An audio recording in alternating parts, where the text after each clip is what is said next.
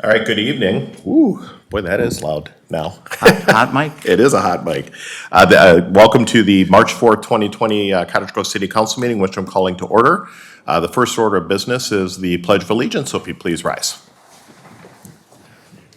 I pledge allegiance to the flag of the United States of America and to the republic for which it stands, one nation, under God, indivisible, with liberty and justice for all.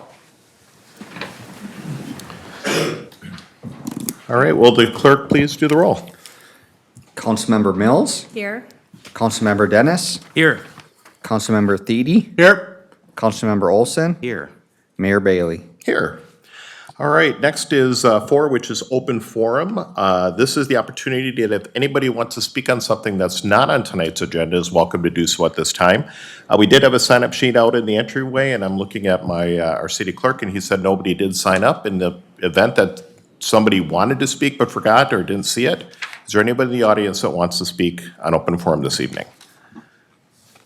All right, seeing none, I will go ahead and close open forum. We'll move to number 5, which is adoption of the agenda. Motion to adopt the agenda. All right, a motion by Councilmember Dennis, second by Councilmember Thiede. All those in favor signify by saying aye. Aye. Aye. Opposed? Motion carries. All right, next is 6 is presentations. We have 2 this evening. The first presentation is for the 2019 photo contest winners. And Chris Hedlund is going to start us off on this, and then eventually council will go down in front. All right, welcome.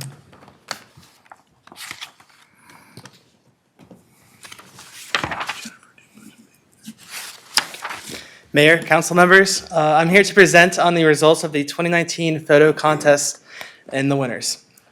Overall, we got 33 different photo entries this year in 5 different categories. The 5 categories were nature, business and industry, celebrations and events, people, pets, family, and lastly, youth. The first winner tonight is Nathan Clock for Walking Into the Sunset, and his category was nature. This next slide is an enlarged photo of his entry. The second winner is also Nathan Clock for Aerial Sunset over Cottage Grove, and this category was business and industry.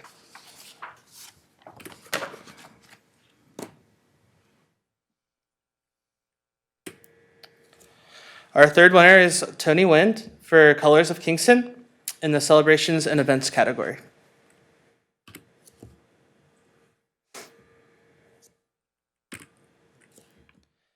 Our fourth winner was Victoria Peterson for Siblings Enjoy the View, and then the category is people, pets, and family.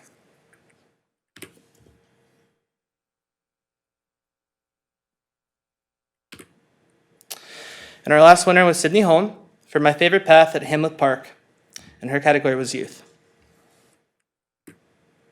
And we'd like to invite the photo contest winners up front to get a certificate and a $50 check from the city.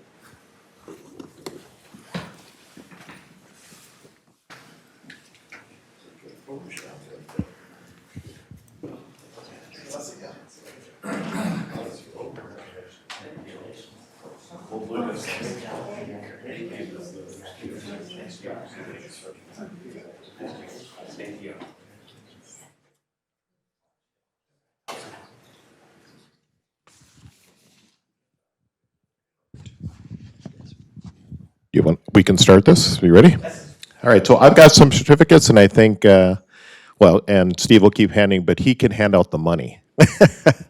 First of all, I just want to say congratulations and thank you for the beautiful pictures of our community. I just happen to know I see you around town a lot. Not that I don't notice everybody else, but you are out taking pictures a lot, so that's pretty cool. So congratulations on winning those 2 categories. So we'll start off with Tony Wynn, The Colors of Kingston. Thank you.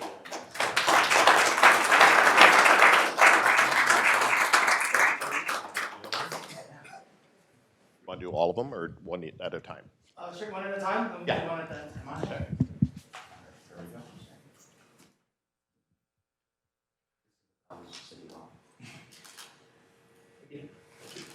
Congratulations. All right, and then Victoria Peterson, siblings enjoy the view.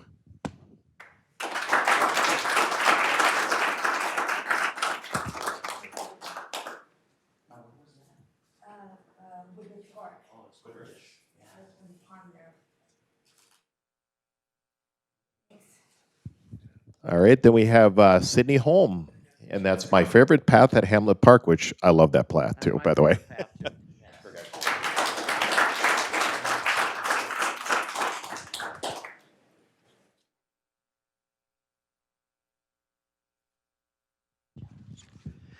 And of course, last but not the least, Nathan, walk into the sunset and aerial sunset over Cottage Grove. Congratulations.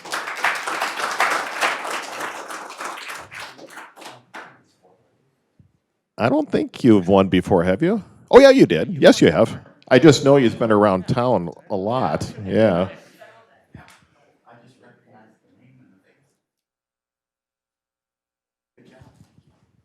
You want everybody, or are you good? Okay, sounds good. Congratulations, you guys. And I look forward to the next batch that you're going to bring back on 2020.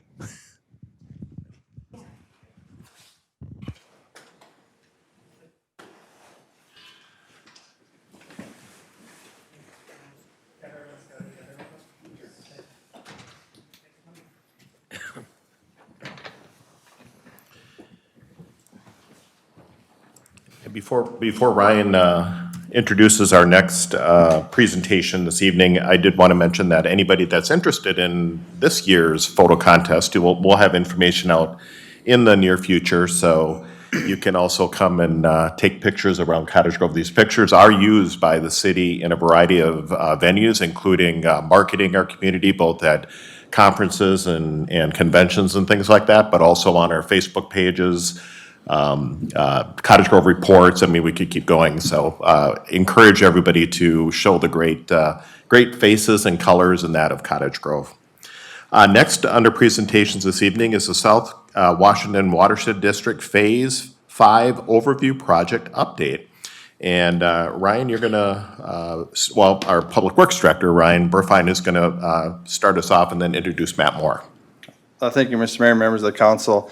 Tonight we have the South Washington Watershed District to talk about, like you mentioned, their Phase 5 Overflow project for the Central Draw Storage Facility.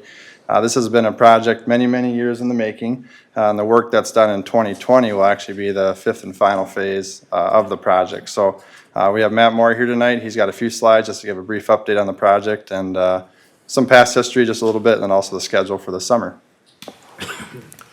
All right. Well, Matt, this has been a long time coming, hasn't it? That Welcome. Feels like many years that I've It been back. does. So thank you, Mr. Mayor, members of the council, and Ryan.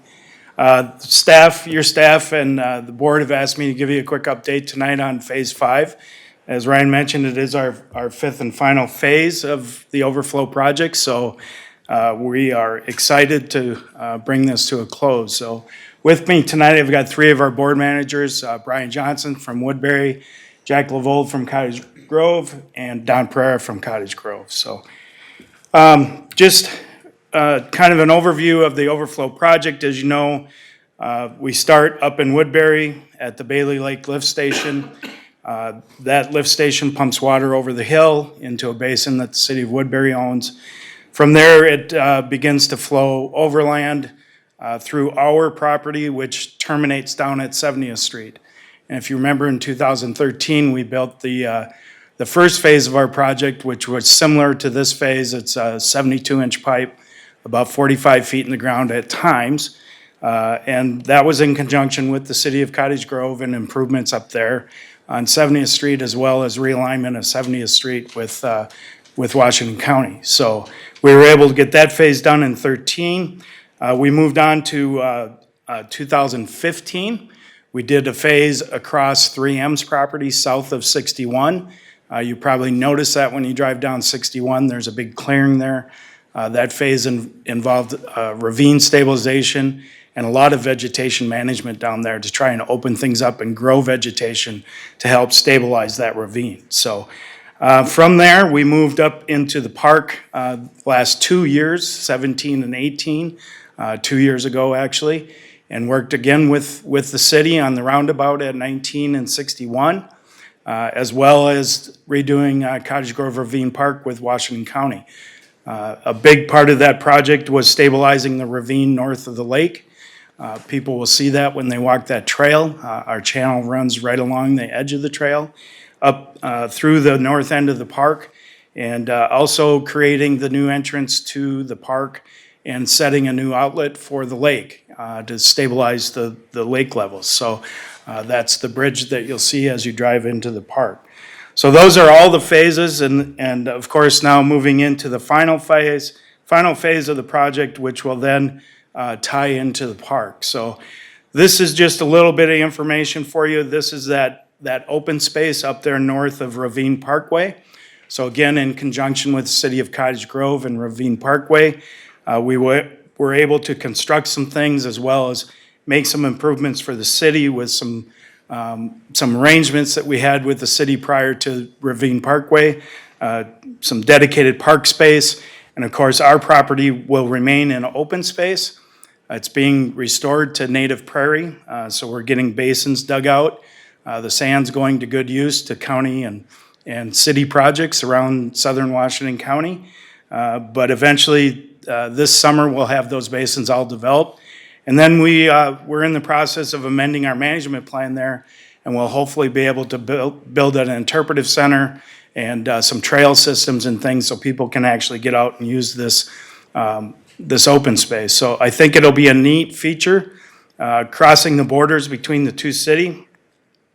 And we'll have a nature center or interpretive center, hopefully on the north end.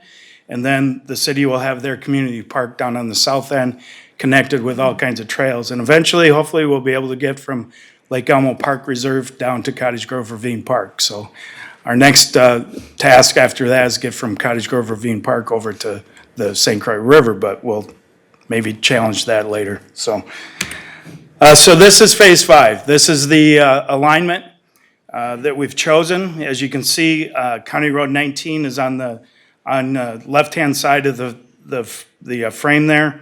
And we're going through the middle of private property. We were able to negotiate easements with all the landowners. And so those easements are in hand.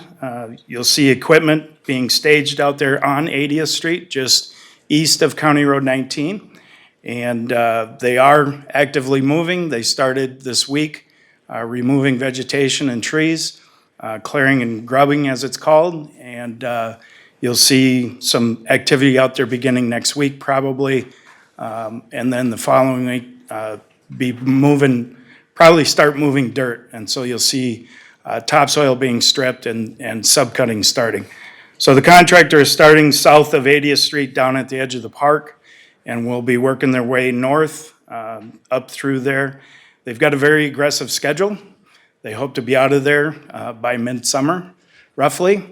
Obviously, we're moving back timelines a little bit as they get started here, but like I said, they do have a very aggressive schedule, and hopefully they can meet that schedule and we can get out of here. So again, as I mentioned, it is about a mile of pipe, sometimes 45 feet in the ground. Most of this is about 45 feet in the ground, so it's very deep, 72-inch pipe, and we've got it all laid out and ready to go. And so we were fortunate to get very good bids this spring, and so we're ready to build it. And then just lastly to mention, we again worked with the city staff to coordinate with your 2040 comp plan. And so we do have some shared right-of-way with the easements that we have there. And we're hoping that again in the future, this can be part of the future development that the city plans there.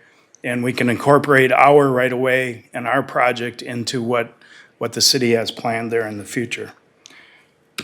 So with that, I'd be glad to stand for any questions. Council, any questions for Matt on this item? All I want to say, Matt, is as you know this, I've said it before and I'll say it again, you've been an amazing partner, you and the group, to work with the city of Cottage Grove, some of the projects that we have, the area that you were talking about between the Cottage Grove and Woodbury border and the connectedness and the open space.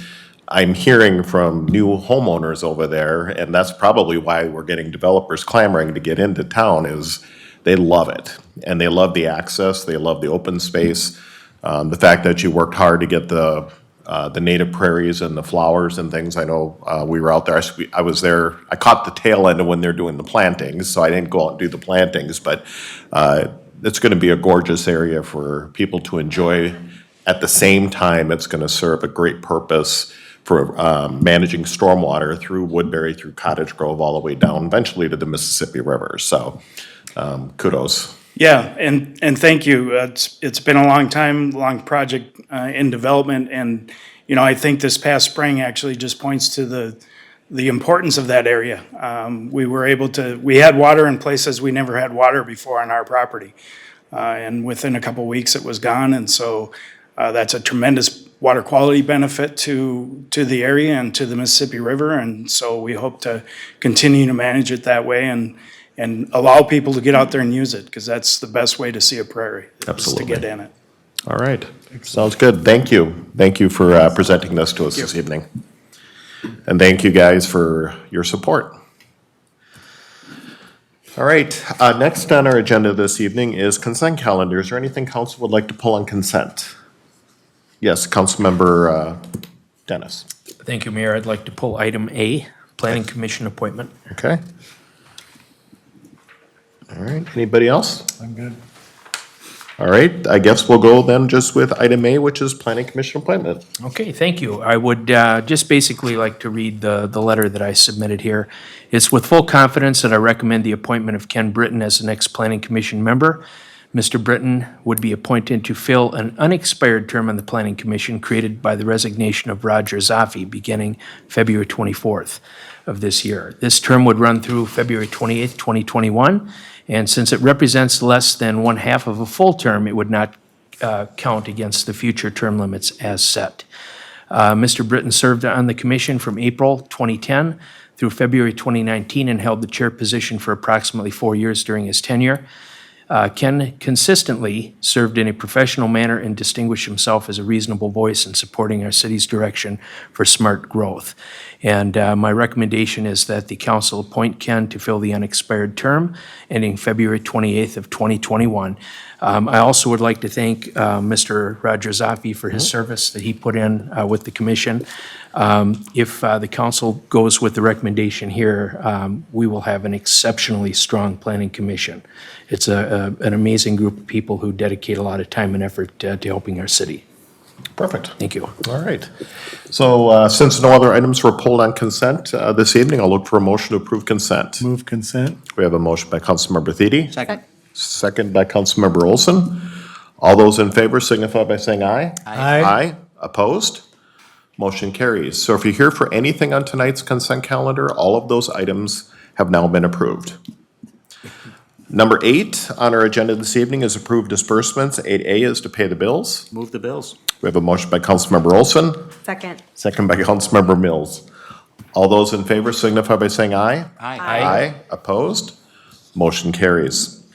Number 9 is public hearings. There are none this evening. 10 is bid awards. There are none this evening. 11 is regular agenda. We have 2 items. The first item, A, is COPS Hiring Program Grant 2020. And I believe our Director of Public Safety, Pete Kerner, is going to lead us on this one. Welcome, Pete. Thank you.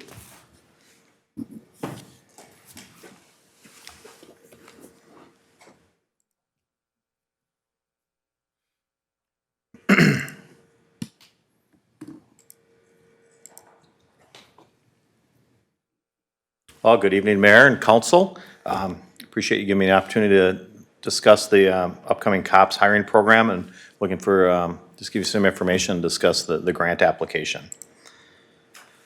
Cottage Grove Public Safety has identified a strategic vision of increasing staffing in order to provide more proactive and preventive police responses as our community grows. As part of our strategic planning, we will be evaluating staff and police resources. Most recently, when we had the organizational study, I was very pleased with the public safety. We have the right people in the right spots, and it's just a matter of what specialties we continue to do, what services we provide, and still ensure that our patrol officers still are able to be staffed appropriately. So this came up pretty quick. It was just within the last month that it was posted, so I apologize for that. These grants are always super quick and they're super competitive, but we've already kind of started gathering all the information, so once we click the button, we can get into the application and move along on that, so. Again, it's a very competitive grant program designed to advance public safety through community policing. Cottage Grove, we already do an outstanding job of community policing. We already have a lot of established programs, but like anything, we always like to continue, to improve and try new programs too, so.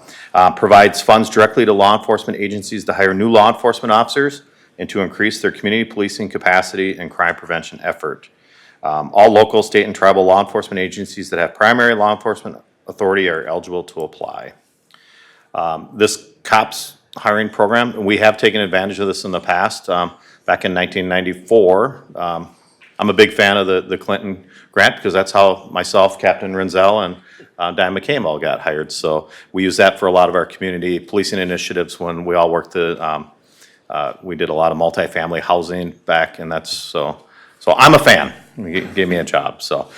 This grant provides 75% of the approved entry-level salaries and fringe benefits of each hire, up to $125,000 per officer over the 3-year period. Currently, a Cottage Grove entry-level salary for an officer is roughly just under $96,000. That's all the benefits and everything, so we're looking at, our cost would be just about $24,000 per officer. Requires the grantee to identify a specific crime and disorder problem focus area.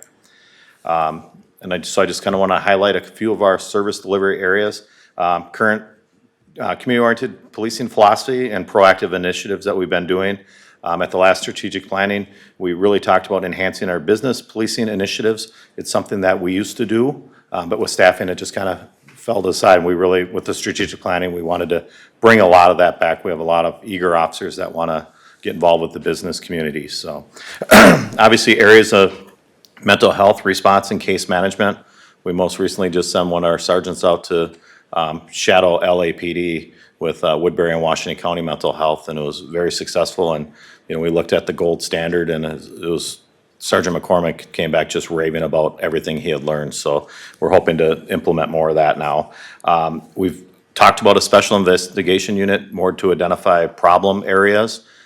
We did look at it a few years ago. Unfortunately, it was taken away again from patrol. So, and Washington County and Woodbury, they've started a human trafficking investigative team, and we'd like in the future to be a part of that too. So we have a lot of areas that we want to be a part of, but we can't forget just our day-to-day, the patrol function as well. I just wanted to put up a few numbers. We have been pretty flat. We've always done a lot, but we've always managed our people well. So I'm very proud of these numbers, that we haven't just always thrown staff at issues. We've been pretty efficient.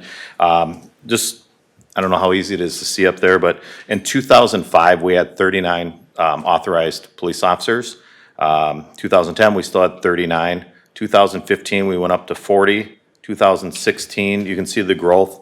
It was in 2017 that we went to the 42 officers, and did write down just a few of the things that changed. So in 2015, 2016, we did add an officer just with our city's growth. We also had an officer that was on an extended legislative leave. So I was leaving a vacant spot in patrol, so that is why we moved up a little bit earlier. 2017, we started a forensics investigator. Obviously, that's a big trend, and it was, at first it was all the computers. Now everything's being done on cell phones and whatnot, so we have a person that specializes in that. But with that, we did not backfill patrol. 2019, we did add the police captain, the third, that does a lot of the emergency management special projects. Did not backfill, and this program so far, having Gwen in that position, has been outstanding with everything that we've accomplished already in emergency management. And then in 2019, negotiated with the school, and they upped, and we had Altman come in, so now we have an SRO that splits between the two, and that's 40 hours. That position used to only be about 12 hours, and the rest was done on community affairs. So we've had some of our support staff pick up that, and some of our SROs kind of pick up some of the community affairs. So those are just a few of the things that we've gotten involved in. You always hear about that, per 1,000 officers. So we did kind of put together, so again, with the population growth, in 2005, we're at 1.22. police officers per 1,000, and now we're at 1.09, so. I think this is the important chart to really show you, is our patrol division. Very proud of we've added, people to, the rotating detective. We always are told, the officers, they want these, opportunities, and we've done that. Investigations are getting much more complicated, much more time consuming. You see all the scams out there, the identity thefts, and those are taking us time. And, a department of 42 officers, they want opportunities. But the problem is as we put people in, it's, if they don't backfill. So patrol officers in 2017, we had 24, and now we're down to 22. Our officers, are very pleased with the facilities, the equipment, but when they get denied time off, we talk about that work-life balance, so that's very important. When they get denied time, and then as they get more seniority, they get more benefits. They have the vacation time that they build up, and so they need to use that. So we're at 22 right now. And I did bring Captain Renzel here tonight, so if you have questions about patrol and how he's scheduling and trying to make up for some of that too, he can answer some of those questions. This is kind of our organizational chart right now. And it's just kind of as we grow some of our ideas that we're not just coming to you saying, yep, we just need 7 cops or 8 cops. Okay, none of you guys fell out of your chair there, so. But we really just kind of want to show where, there's the second to the bottom row on the left with the officers, where 2 of the crews are down, so they have 1 less on each crew. So that's 1 less person that can take off, 1 less person that can do training. And again, with one of our initiatives has always been giving our people opportunities. So we are looking at an additional rotating detective at some time, but not just a Monday through Friday rotating detective. We want that person doing more problem-oriented, getting out at different hours and working with them. And we also have listed, I know the strategic planning meetings that we had, we kind of talked about all of our community engagement's very important. So we've kind of always looked at having a person, whether it's an officer that does a lot or a non-sworn person that we could look at. And you'll see we also, this week we've implemented our body cameras. We're in the middle of doing that transition. So we're kind of evaluating how much time it's going to take to do all the data, any kind of redaction and everything. So, there's really, a lot going on. So the application, the window is short. The application for the grant must be received by March 11th. I wanted to bring it to the council.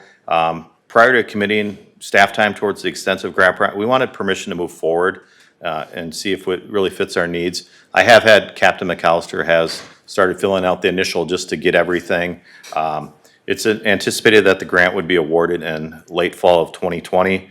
Prior to acceptance, if selected, we would revisit the final proposals and ask for consideration for council for the acceptance of the grant.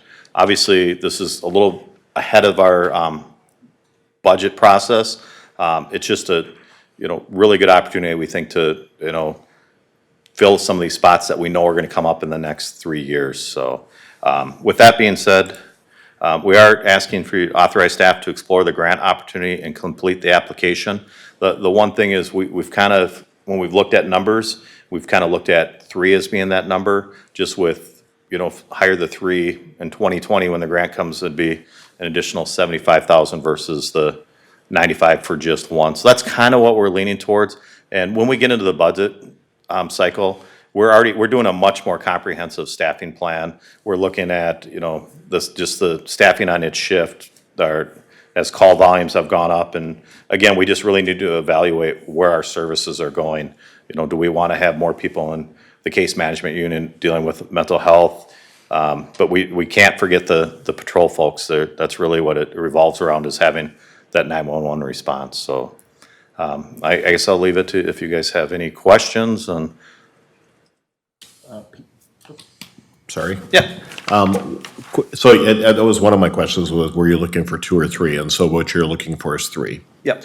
And then if I looked at your org chart on how you're breaking it out, if you want to go back to that real quick. Yeah, go. One more, yeah. There we go. So the 3 that you're looking for would be the 2 officers and the liaison? Where it says officer, and then. Orange. orange? Yes, the orange. Captain Renzel, do you want to kind of? I'm just curious where, I totally believe the importance of the, not that I don't on the other, I'm just know that for sure on the others you need it for patrol. So right now, if we were to get permission for the three and be granted, we would look to do an organizational chart similar to this, but again, this is our first brush at making an organizational change and literally did the whole org study with the whole departments less than a month ago, so we've been cranking this out as quickly as possible, and this is what we've identified as part of the solutions for what have come up. Again, you see the community liaison. We weren't sure, again, if that was a full-time position, but I think the more we look at what we've done in the past, this really does replace, and Councilmember Dennis can think about Greg Reibel. That's basically this position that we had in the 90s, coming back to do the business-oriented and National Night Out, Night to Night, all of those things, in addition to some of the other admin duties that we can have them do with community service officers. And then the two other officers you see in orange would be to backfill to have, this would be the current staffing, 7 on each crew. So that's kind of the first blush at the 3 officers and where we would see them right now. Perfect. And I noticed on the other slide that you popped to, the one I thought was interesting. So you were authorized with, actually go to the one that you just had, the 20, that one. Okay. So back in 2017, we had authorized 25, and that's actually went down. We're at 22, but we're down to 23. Is that due to the fact that those positions have slid somewhere else within the organization? Yes, yeah, we've constantly stayed at that authorized staff, but yeah, we've added the additional rotating investigator. So that's kind of where the shift has gone. Yes. So I guess what I would, obviously I'll open it up for council to discuss, but I think it's the right thing to do. I've had some conversation with their administrator, and I'm sure Robin is looking at the budgets to see how we can make this work. I think these grant opportunities are, when they come about, when we can do them, and we know that we need it. And the reason I'm bringing that up is one of the challenges I've heard that you alluded to is that if we have an officer that, put aside the vacation thing, if we have an officer that is injured on duty or injured, or, heaven forbid, there's an incident and they have to get pulled off, everybody else has to pick up that. And we are running so tight when those situations happen, we don't have that. They're all putting in overtime, which frankly is costing even more money because of that. Plus the work-life balance, as you mentioned, is a negative, if you will. So I absolutely support the opportunity to do this. So, Councilmember Dennis? Thank you, Mayor. I also concur with that because we have a lot of things that we're trying to do. We're trying to connect more with the community, not just business, but everybody in general. And since Mr. Reibel was brought up, that position that he had, that took care of all kinds of different things. And so those were all positive and beneficial to the overall operation. Additionally, as we look at the coming time period with attrition that's going to take place with retirements, and like any other organization out there, there's movement of people that resign and go someplace. It would really be helpful for us to have a little bit of a backup here, and I think the timing of this really couldn't be more perfect. So I fully support it, and you and I have talked a little bit about this, so it's a good thing in my opinion. Okay. Councilmember Olson? Thank you very much. Just a couple questions here. First and foremost, I would be in support of the addition of 3 additional heads full-time in the department for all of the reasons stated already.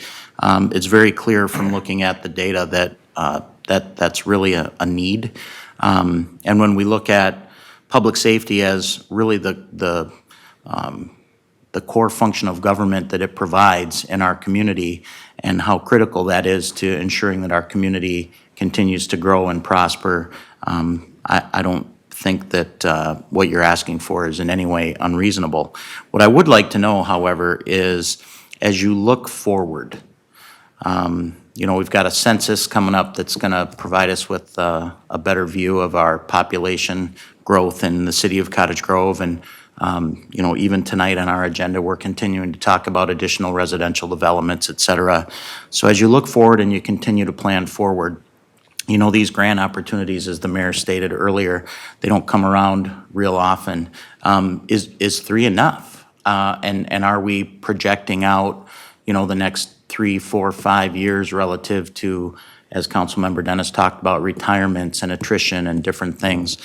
Because what I'd hate to see happen is, I'd hate to see us fall behind by being too conservative with what we're looking at as an opportunity right now to take advantage of some additional funding. So I know you have to get your grant application in soon. I would just, advise that we be very aggressive as it relates to understanding the key role that your team plays in our community, and making certain that we're doing enough. I don't want to tell you to hold your horses when, if 3's the number, but gosh, maybe 4 or 5 are what we need to project out over the next 5 years. We get that into the budget conversation this year, et cetera.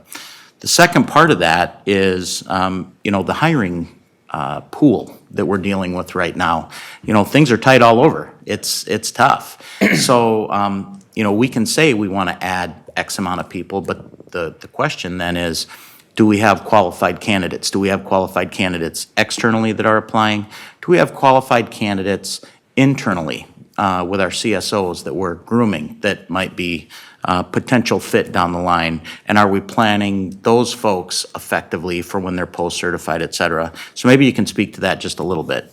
Well, first out, yes, I think we are being very conservative. I think if you look at our staffing over the years, we always have been conservative. When this grant came up, when we did the org study, we're talking about a staffing plan, and we're really digging into it. We're figuring out with our new records system how we can track some of the data and call responses. And absolutely, we're looking at the new developments and with multifamily and just, what kind of resources we're going to use. And regardless of some of the services, the resident, they want the patrol too. They want to see us there. So we thought 3 was kind of a conservative too, but we also know that, as the city with the org study, there's been a lot of different additional staff. We made a lot of transition with the fire department going to the 12 full-time. So I think we've just been, really paying attention to those numbers. And but yeah, we don't want to fall behind. And interesting you brought up the hiring. We're actually in the process. We had interviews on Monday and today. We have outstanding candidates. We have probably a larger pool than I think a lot of cities are seeing as of now. And we have a lot of laterals that coming from other agencies, and it was just kind of interesting that they've been doing ride-alongs, and our officers are probably our best salespeople. They're out there encouraging. The last 2 days when we've done the interviews, we did a command staff interview with them. They had already gone through interviews with sergeants and patrol officers, and we also incorporated today, and Monday they were able to use the range, and we did some de-escalation drills, and we had them write police reports too. And I think Captain Renzel can tell, they were all amazed at our kind of our training philosophy and how we empower the officers. And so our best salespeople out there are patrol officers. A lot of them are coming in, and we brought one in from another county, and there's a bunch of his officers. He's like, this officer told us it's a great place to work. So we're lucky, but yeah, the pool is lean out there, and I think we're lucky that a lot of people are looking. They comment about the community sport. They're doing their homework. They know a lot about us, and a lot of local candidates too that have grown up here, and we're always proud to hire people that have grown up in South Washington County too. So, well, it's certainly my hope that with the support of this council and the staff, the facilities that we've been able to provide with regard to training and even, this facility for sort of home base, that we've created a niche for ourselves as a desirable workplace, because it's a tough job. And, we certainly want to make sure that people feel like they have all the support they need relative to facilities, equipment, budgetary things, et cetera. And it's encouraging to hear that. And of course, as we talked about in our strategic plan this year, one of our objectives is to also continue to work towards a more diverse workforce. So I'm hopeful that that is also starting to reveal itself as you continue to do some interviews. Thank you. I know it was Councilmember Thiede. And that'll get you. So, I think you're doing a great job, okay? I love seeing the graphs, obviously, and the trend lines and such. The one thing I would say, they kind of follow on in terms of saying how many are needed in the future, is to kind of take a look at your officers per thousand graph and project out, as Justin was saying, we know what some of the population growth is going to be, and to take a look at that and use that as one of your decision factors. Because we want to make sure that we are staying productive and things like that. So so I think I'd love to see that projected out a little bit and see how that would work. And I just want to make sure, in terms of this grant, you're talking about 3. I mean, you designate the number, and is it? That's the I know where you're going with that. The one thing we can't, it's like, can we ask for 3, but then later say 1? Is that what or? Well, actually, I'm what they would saying, award it's kind of or- like what Justin was saying, Yep. well, maybe you need more than 3, Yep. but I'm sure that if we're not the only ones getting a grant, and if you went out and said, well, we want 10, then you probably wouldn't get the grant type of deal, right? You do it as a number of officers? Yeah, and I think they're really evaluating what these officers are gonna, for the case management, the mental, that's really what this is based on, so. Probably a sweet spot in terms of that grant and what you asked for, and your probability of winning it. Right. Okay. Yep. So, Just real quick, the grant really specifies you have to either create a new program, do something new, or something proactive. So it asks you to kind of curtail, what exactly are you doing? So you can't a department just can't come in and say, I want 10 cops because I need patrol, right? okay. So that's why we're very strategic in our placement of, okay, we're starting a special investigative unit, which also will do threat management, a business liaison, which also does X, and then this is how our numbers get to be where we're at. So it's very strategic, but it's gotta be specific to an organizational change in order to get the grant. gotcha. So, yeah, I think, and what you're asking for tonight is just approval to go ahead with the grant, which I think. Yes, yep. Personally, I think is a no-brainer. So, so I fully support that. Okay, and Councilmember Mills. Thank you, Mayor. A quick question, does the hire have to happen in 2020? For the That's when it grant? would be awarded in 2020. It'd be awarded in 2020, but the hire Oh, I wouldn't mean, necessarily they would have let to us know, happen? the way I read it, it was, the beginning, 2021, the fiscal year when it would But they would start, all so. have to be hired within that year, and then, so the three years would be the 2021 and so on? Yep, 20, Okay, 21, 22. just curious Yep, if it could be yep. spread out a little bit, didn't know, thought I'd Yeah, ask. we don't think so. Okay, Yeah. oh, thank you for clarifying, The appreciate real it. struggle with these grants, you have to really get into them to answer a lot of these questions, and so, Yep, thank you. you're welcome. All right. Mayor, I would move that we approve the grant opportunity application process and authorize our staff to certainly explore and apply for that grant. Okay, so I I'll have, second that. so I have a motion by Councilmember Olson, second by Councilmember Thiede. All those in favor signify by saying aye. Aye. Aye, opposed? Motion carries. Thank you. Thank you, Pete. You get the captains working on this. There you go. Yeah, you have a few days left. Yeah. I bet they've been working on it a little bit already. Oh, wait, yeah. All right, thank you. Next on our agenda is B, which is High Point Rezoning and Preliminary Plat. And Ben from Community Development is going to take us through this, so welcome. All right, thank you, Mayor, Council. So yes, tonight we have for you two applications, a zoning amendment and preliminary plat for the High Point Development by D.R. Horton. So specifically, we're looking for a zoning amendment tonight to change the zoning of 14.4 acres of land from AG2 agricultural to R5 medium density residential. and the second application being preliminary plat for 82 multifamily residential lots. So in terms of location, the project or the development is located south and east of the intersection of Geneva Ave and 65th Street, to the north and west of Altman Middle School, which was recently constructed. As you can see with the aerial, the property currently consists of one single-family home, some woodland areas, a couple of existing wetlands that are being maintained with the development, as well as a little bit of agricultural land. So in terms of zoning and land use, the property is currently zoned AG2 agricultural. And the land use guide calls for medium density residential, so proposed zoning of the property of R5 medium density residential fits with that land use classification in the comp plan. This gives you a nice overview of the proposal. So 82 multifamily townhome units, between 3 to 6 units per structure, if you will. All streets, internal streets will be privately maintained and not owned. Total of 4 outlots, 2 being wetlands that again are being maintained, as well as 2 outlots for 2 stormwater ponds to maintain all stormwater on site and treat them. This development will also be under HOA. Access to the site will be provided via 66th Street, to the south, highlighted with the green circles, and then as part of the platting process, the developer is dedicating land or right of way for 65th Street South and Geneva Ave as shown. As mentioned, there are 2 existing wetlands on the site, so they're delineated, have been delineated.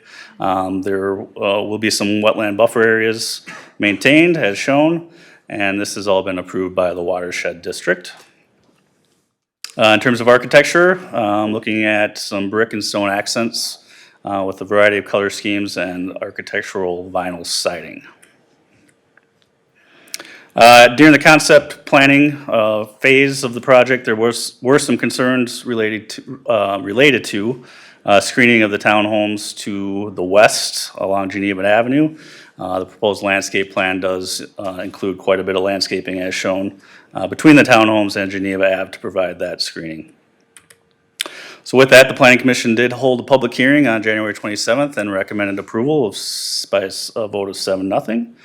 And based on that, we are recommending that the council approve both the zoning amendment and the preliminary plat. So with that, I'll stand for questions. Okay, yes, Councilmember Olson. Thank you. Councilmember Dennis is the liaison to the Planning Commission, so he was at the meeting serving in that capacity. The mayor and myself also attended that meeting to really just listen and see what sorts of things might get brought up by commission members and or the public who were there for the hearing. And really, it went pretty smoothly. There weren't a lot of things that were brought forth that were problematic. One of the things that I would ask you to perhaps clarify a little based on some of the things that we heard in that meeting, however, is the private streets portion of this. It's becoming more of a thing. And I'm curious if you could just take a few minutes and talk a little bit about how that works in relation to, development of this type as opposed to the public street, option. It's very, mayor and council members, it's very prevalent for multifamily development, more specific than single family, where you will have private streets maintained and operated by the HOA. Other than that, I guess I'd maybe look to our public works director, has a little more history with that than I do. Can maybe shed a little more light, but like I said, it's more and more prevalent with our multifamily development. You have anything to add?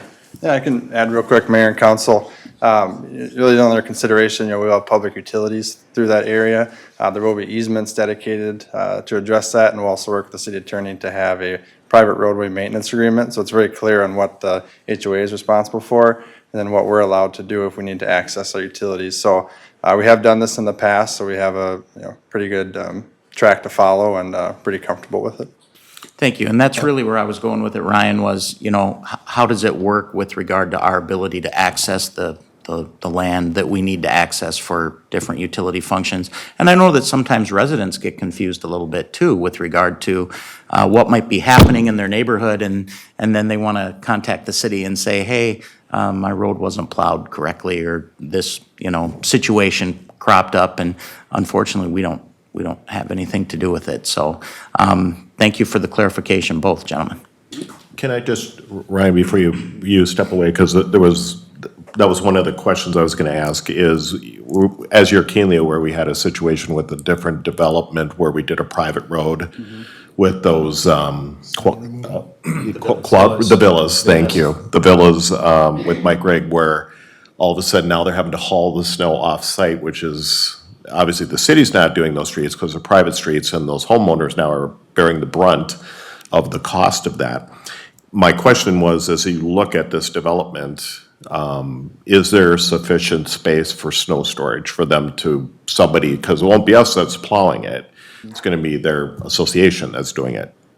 Yeah, certainly, Mr. Mayor, members of the council. So the situation that you mentioned over in the villas at Hidden Valley, actually myself and our street superintendent met with them to discuss how they were doing their plowing, and they definitely have sufficient storage.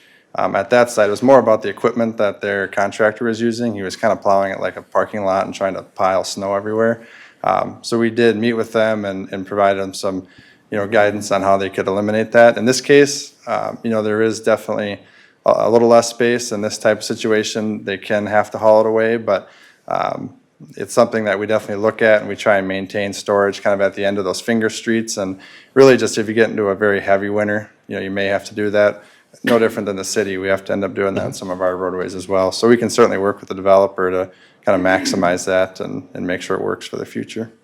Okay, thank you. I think that's a good idea, because I look at this, and one of the first things I probably would do is I would take all that snow and shove it right across 66th into that big open space that's, it's gonna be a recreation area or something, right? But, so I definitely say you wanna kind of have a session and make sure the HOA knows where they can and cannot put snow and other stuff like that. That's certainly something we can do, and we can work with D.R. Horton as well. They're, in this case, I think they'll be pretty involved with the HOA, so we can discuss that with them. Well, it's funny because the reason I brought it up is it sounds like the Villa group thought that they had the ability to do it, which would be to push the snow into where the pond is. Yep. That looked like a But good place, they right? can't. That's not, they can't do it, it's against the law or whatever. And I would assume that would be the same case in that center area where the wetlands are gonna be. They're not gonna be able to legally do that, and it isn't just us, it's That's the law. correct. Yep. So that's why I just want to make sure, and I'm sure you guys are dealing with that all over the place anyway, but just want to make sure that somebody did take a look at that so we don't have that unfortunate situation that happened with the villas, that we're trying to help those homeowners understand the process, so. Yep, definitely. Okay. Did council have any other questions? I did have one more, and I don't know if it's for you or the developer. I know that there's a plan for a dog park up on that, I guess it'd be the upper left corner. Yes, right up in there. Is the intent of that dog park area, if you will, one, is it specific to the homeowners for the homeowners association? And then two, is it going to be fenced?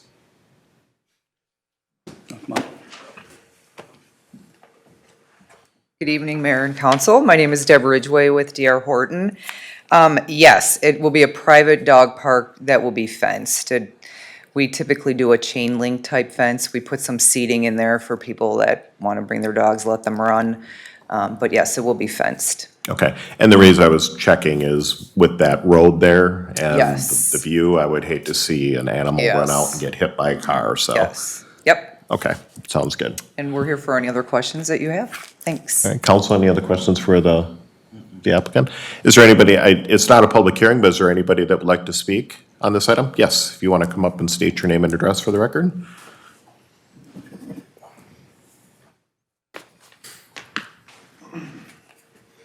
Mayor, to the council members, thanks for giving me the opportunity to speak with you tonight. So I did attend the planning meeting where this was discussed, and I came up with 3 questions. I sent those to John Burbank. One was if there was a traffic study, second one was open space, and the third one was setbacks. So he answered the setbacks one and the traffic study to my satisfaction. The open space one, though, didn't really make much sense to me, so I'll read you my question, I'll read you his response, and you can kind of take it from there. So my question was, it seems to indicate that the open space requirement is resolved by use of the dog park area. My calculation is 3/4 of an acre of open space required for this size of development. So can you provide the dimensions of the dog park and any other open space areas in the development? And please provide the city development open space requirement calculation as well. So I'll read you back his response, which was a little bit technical, but I was good with that. So this is Mr. Burbank's response. He says, in response to the open space question, sheet 3 of 14 of the 12/26/2019 civil plan set for the project identifies that only 31% of the 14.4 acre site is covered by impervious surface. The conversion of this fact into square feet of open space per unit identifies that there is 5,280 square feet per unit for the project as a whole. Title 11-95-B, Section 3 and 4 of the ordinance requires a minimum of 800 square feet of open space per unit and a maximum impervious site coverage of 40%. This project has satisfied that criteria. So I went ahead and I opened up Chapter 9 and I took a look at that development standards, and I'll read you what it says under open space. So under 4A, it says a minimum of 400 square feet of usable space per dwelling unit shall be provided. Usable open space is defined as an area which is graded, developed, landscaped, equipped, intended and maintained for either active or passive recreation or both. Such areas shall contain improvements containing benches, pedestrian paths and trails, play equipment, fixtures or features. The least dimension of the space so provided shall be 30 feet or greater. And then 4B mentions some nice to haves like accessibility and landscaping. So I never asked about impervious surfaces, just the open space requirement. The two seem to be independent to me. So if we go by the city code, which is under 4A, you'd have 400 square feet per dwelling unit times 82 units. So that's 3,280 square feet. So that's a little over 3/4 of an acre. So I think in the meeting, the D.R. Horton rep indicated that the dog park was about 1/3 of an acre. So 1/3 of an acre is about 500 square feet. So it's less than half of the city code requirement. So I guess my question here is how is 1/3 of an acre okay when 3/4 of an acre is a city requirement? And and maybe you're asking why you care about 15,000 square feet or whatever. And again, it's a very rural area. If I can save 1 square inch of open space, I'd get up every day here and talk to you. So that's the why behind that. So I have another list of questions for the planning department, just more how you came up with the number and what it really is here. And then maybe you could give me another example of a different development, and I could see those open space numbers and go from there. Second set of questions I had were for Mr. Brittain, and they were related to the stormwater runoff. He gave me some answers back that didn't quite add up, at least in my mind. So I resent them to him, and I don't know if you had a chance to look at those or if you even got them. So I did print those off. I can hand them to him, and I can hand the other set of questions to somebody else if that's all right. Yeah, that's fine. All right. All right, thank you. Yep. Okay, was there, you could give it to me, and then I'll get it to him. Awesome, thank you. Did you want to? Yeah, Mayor, Go ahead. Mayor and Council, in terms of the open space requirement, the other factors or the other land that factors into that equation is the wetland buffer area. So if you add up that area, plus the dog park and other open areas in the development, it exceeds that threshold, or meets that requirement. Yeah, and I assume that's, I know you were looking at the dog park as a specific piece of it, but there is open space that's gonna be not specific in the water, Correct. but around the water, on those, particular areas that were within there. The other, That falls under usable. yes, because the water wouldn't, because that's not what we're including in it, but the area around it. I mean, as a matter of fact, if you would even, if you saw the one video earlier this evening, it looks like they've got some numbers. Kids sitting next to the pond kind of thing. There, it is a usable space, so for that option. No, just this one. You good? Yeah, correct. Okay. So I think that answers the other question. Oh, you were looking for, I mean, I can't personally, No, I'm good if okay. that's what you're considering as usable space then. Yeah, the only other thing I would just throw out there, other than the fact that we, open space in general, everything doesn't have to be specific to a park or a manicured or play areas, because also there are opportunities or places where we would require them to dedicate money towards a more regional park, which in the case which is coming for us probably another month, across the street from this is gonna be 200 and something new homes coming in. And there is gonna be a more passive park with, overviews of the lake or the pond or whatever, with trail access, which will actually eventually connect to this roundabout. So that people will have the opportunity to walk through there and then eventually over to Peter Thompson Park, which is more of a usable park. We haven't really discussed 100% yet what's gonna come across 66, which is city-owned property, which I know is closer to your home. I know it's been given to us, if you will, from the school district. Whether it becomes a park or something else, we don't really know that yet. They show it as, I think, fields, like soccer, football, or whatever. We'll determine that, because we did not plan there to be a park there. I just want to say that up front. Not that it won't be, I'm just giving you a heads up that that isn't something that's specific. And then the other thing I was gonna mention real quick is tree mitigation. So they're obviously doing a lot. They did listen, so I really appreciate that. When some of the homeowners, specifically along Geneva, had concerns about visibility into the townhomes, you guys did a great job of pushing additional screening along Geneva Avenue. So I appreciate that, and those particular streets that some people had concerns were gonna go out into Geneva are not. So I want to make sure that the general public that may be watching realizes that we are not doing that particular case, but they're also putting money towards tree mitigations that'll be used in parks and other areas outside of this, but they're doing a lot of landscaping within this proposal. Okay? Council, any other questions for staff or the applicant? All right, so that being said, we do have two motions before us. I would make a motion that we pass ordinance 1019 approving a zoning amendment to change the zoning of 14.4 acres of land located on the southeast corner of 65th Street and Century Avenue / Geneva Avenue from Ag 2 agricultural to R5 medium density residential. All right, so I have a motion by Councilmember Thiede. Do I have a second? Second. Second by Councilmember Mills. Any further discussion? Seeing none, all those in favor signify by saying aye. Aye. Aye, opposed? Motion carries. And then number two? Mayor, I'll make a motion to adopt Resolution 2020-034, approving the preliminary plat for High Pointe, which includes 82 residential lots and 4 outlots for a multifamily townhome development, subject to the listed conditions. All right, so I have a motion by Councilmember Mills. Second. Second by Councilmember Olson. Again, any further discussions? Seeing none, all those in favor signify by saying aye. Aye. Aye, opposed? Motion carries. Thank you. The only question I had for the developer real quick is, what's your time frame? As they all kind of look and smile at each other.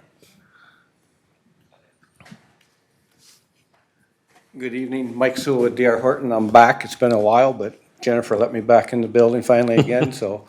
We're hoping to get going right away this early summer, May, June. We gotta work through some things with Ryan and John, but we're working towards a final plat here, so Be back 60, 90 days at most, and hope to get going and be open for construction in the fall. Perfect. All right, sounds good, thank you. All right, next on our agenda is 12, which is council comments to requests. I will start down here with Councilmember Mills. Thank you, Mayor. I will just mention one thing I have coming up. My colleague here at the other end of the dais, Councilmember Olson. We are doing a listening session, as in come, share your concerns, come, ask questions. We will, if we don't know the answers, we'll find the answers, but we'll have some coffee, probably some donuts or something like that. So I'll let my colleague maybe share a little bit more, but it'll be here in the training room from 9 to 11 on Saturday morning. So That's all there is to share. There you go. 9 to 11 Saturday, Councilmember Mills, myself, there'll be coffee, there'll be donuts, there'll be great conversation, so please come on down and visit with us in the City Hall training room. Fantastic, all right, sounds good. Councilmember Dennis? I'm good. Oh, you're good. All right, Councilmember Olson, then we'll jump back to you. Thank you, Mayor. A couple things here. First of all, I wanted to thank the Watershed District for being here earlier today. You know, they are some unsung heroes with regard to all of the various things that they get involved with. One of which is working on the 3M PFC water quality settlement agreements. They have their hands in that as well. And for those who aren't aware, there was a meeting here at City Hall recently in which the DNR and the Minnesota Pollution Control Agency came and did a presentation to interested residents and elected officials on some of the options that are being considered relative to that settlement agreement. The mayor was there. I attended, as well as Senator Bigham, Commissioner Johnson, and Mayor Dingle from St. Paul Park, and there was a lot of really good information that was shared. So for anybody who has any interest in the evolution of these conversations and where things are going, I would highly encourage that you take a moment and use the Google, as they say, to go onto the MPCA website. You can Google 3M PFC settlement. There are some subgroups that are working on some of these options and trying to come up with what the best approach might be. But you know, one of the things that you can be confident in is that your mayor and your council are staying very closely in touch with our staff, as well as the staff at the state, relative to how this is all going to play out and what sort of mitigation efforts are being put in place around ensuring that all of our residents continue to have you know, high-quality drinking water that is safe each and every day. And just to make very clear, that is the case today. You turn on your tap, you've got clean drinking water, and we are definitely well within the limits as set by the state with regard to the PFC amount in our drinking water, but it's only going to get better with some of these mitigation efforts. I also wanted to take a moment to thank all of the election judges who spent their time on Tuesday working the you know, the various polling sites in the city of Cottage Grove and around South Washington County. I know that that gets to be a really long day for some folks. And our city clerk, Joe Fischbach, does a marvelous job with managing the elections and working with the various election judges. There's a lot of training that goes into it. And so I just want to take a moment to thank Joe and to thank all of the judges who dedicated time to making sure that we have fair and free elections here in the state of Minnesota and the city of Cottage Grove. Your contribution is greatly appreciated. And then last, I wanted to touch on the fact that Sunday night I had the privilege of attending the Cottage Grove Fire Department Annual Awards Dinner at Carboni's here in Cottage Grove. Public Safety Director Kerner was there, as well as our city administrator, Jennifer Levitt, and then all of the various members of the fire department hierarchy. Unfortunately, the chief was on vacation, but Director Kerner stepped in for Chief Redinas and did a great job of introducing you know, the various awards and working with the rest of the deputy chiefs on identifying some of our really special members of our fire department. We had service awards that were handed out, one of which was Ryan Spees, who's been with the department now for 15 years. And for those who don't know, Ryan's dad, Dave, was a member of our department for 24 years. So I think Ryan's got at least 10 more in him so he can beat Dad. That's his objective. And then we were able to hand out the captain helmet to our new firefighter captain, Nick Aragoni. The other captains who were chosen recently, Peter Fisher and James Olson, got their helmets in a separate ceremony, but Nick was on vacation snowmobiling, so he got his helmet Sunday night, which was really cool to see. And then I wanted to congratulate our firefighter of the year, Mike Scara Sr., and I have to say senior because Mike Scara Jr. is also a member of our fire department.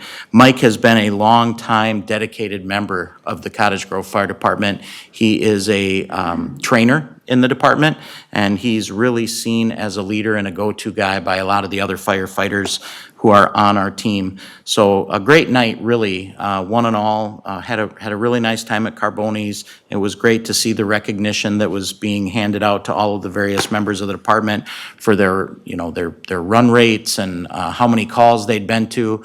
I think, and you'll have to correct me if I'm wrong, Director Kerner, but I think in one case, it was Blake Denherter had over 1,000 calls that he had gone on in the year. So just unbelievable numbers. These are some dedicated folks, and it was a lot of fun to be there. So thank you for the invitation. With that, I'll turn it back to you, Mayor. Okay. Councilmember Thiede? Well, I guess I'm good now, because Councilmember Olson, I was going to talk about the water, but he covered that quite well. I stole your thunder? Yeah, that's all right. All right, sounds good. So a couple items that I'll just end with. One is, as we look ahead into, I know it's hard to believe it's getting closer to April already, but April 4th, the annual Easter egg hunt will be at the Cottage Grove Ice Arena on the turf. The doors open at 9:30 and the Easter egg hunt starts at 10. There is no need to pre-register. You can just show up at the door. Though if you have kids or whoever that are going to collect Easter eggs, you get 10 eggs. In essence, you can go out and collect eggs. That'll be out there. It's a pretty cool event, and there are some that are going to have special prizes or notification of special prizes in there. There'll also be cookies, juice. Bring your own camera though, because there'll be pictures with the Easter Bunny. There's other events and things going on, and the cost on that event is $5. So I encourage everybody. It's a great time to bring kids, grandkids out to that event. Also in April, looking forward here, April 18th. Is the Spring Showcase, which is done by the Chamber of Commerce. Normally, it's had been in the past done at the Cottage Grove Ice Arena. Last year, it was done in the Field House at Park, and that is where it will be once again this year from 10 a.m. to 2. So I encourage everybody, it always seems to be a good turnout, so they give away a lot of free stuff along with some food, and I know I'll be there. I'm sure other council members will be there to answer questions along with the city at our booth. There's probably a lot of information as I'm looking towards Zach about our future plans for community center. So we'll continue to highlight that and answer questions. And then two other items. One is the volunteer banquet. So the City of Cottage Grove, which will be, by the way, April 21st, the City of Cottage Grove recognizes all the volunteers that do whatever they do within our community. And every year, we always recognize at least one volunteer for the service that they provide to our community, whatever that may be. And so what we are looking for right now is people to nominate. We would love to have the general public get in contact with us, whether it's one of us up here or contact through the City of Cottage Grove. I know we have an application process that's out on our city website, but also on Facebook. We would love to recognize somebody, and it might be somebody that we don't necessarily know. I mean, typically we get to see and hear from people that are doing things within the city, but there could be somebody that's doing something that we're not aware of. And that's cool because they're still volunteering. So I just wanted to throw that out there. If you have somebody you think is deserving to be recognized as a volunteer of the year, please let us know or register them through the city. The deadline, I believe, is April 8th or 9th, I think, if I remember, 8th or 9th. So again, let's see what we could do to recognize somebody for a great volunteer effort. And then my last item I wanted to bring up, because this has been kind of cool now, the last couple meetings, I did want to let the public know I've been working with local businesses to sponsor the 4th of July fireworks. And our goal is to raise $20,000. And I mentioned last meeting that we did receive Renewal by Anderson is donating $2,500 towards those fireworks. I did just get notification that 3M will be donating $5,000 towards the fireworks. So we're up to 70, what am I doing? 7,500. Well, it was 7,250. I was trying to think, I don't know, 7,500. I want to cut it short. And I do know there's other businesses out there that are planning to donate. And so as we continue to build to that 20,000 mark, I just wanted to once again thank 3M and Renewal by Anderson for their donations, along with, as we'll recognize the other businesses pulling forward. This is 100% business donated. The city of Cottage Grove used to do this years ago, but we're trying to kind of wean ourselves off, if you will. Not that we don't appreciate it, but the goal is to see if we could get the community to kind of step up, and our businesses in their community to step up and run this event. What used to be like a $5,000 show now costs like $20,000, so it's not a cheap venture. And I did want to mention the Cottage Grove Lions Club is the one that is running the program for us once again this year, so there will be other than making sure the fireworks go off with whoever the vendor is. I know they've got one. But there's also going to be events and things at the park that evening. So I encourage everybody to, whether you want to donate yourself, if you know businesses or somebody, please reach out to me and we'll work with it. I know a lot of them are sending the money to the city and then we're handing a check over to the Lions. So either way, we're willing to work with anybody out there that wants to do that. So hopefully next meeting we'll even have more to announce, so that'll be pretty cool. That was it for me. Any other council comments or requests? All right, 13 on our agenda was a workshop open to the public. We did not have one this evening, or 14, which is a workshop closed to the public. So we're now down to 15, which is adjournment. We have a motion to adjourn by Councilmember Thede.